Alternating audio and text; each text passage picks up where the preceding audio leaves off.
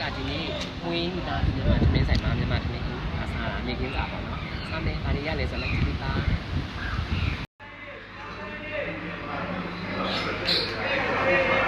ဒီနေ့လည်းကြည့်မယ်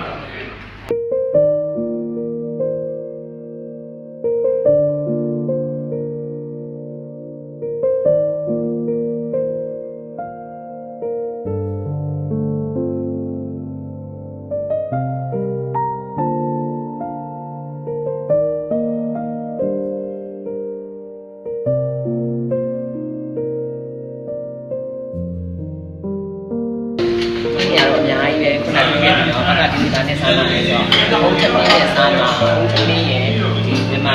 ချက်တူပေါ့နော်မြန်မာချက်ကိုချက်ထားတယ်နော်ဒီမှာလေးတော့မြန်မာချက်ကိုချက်ထားတယ်ဒါကတော့ဒီဆိုင်ရှင်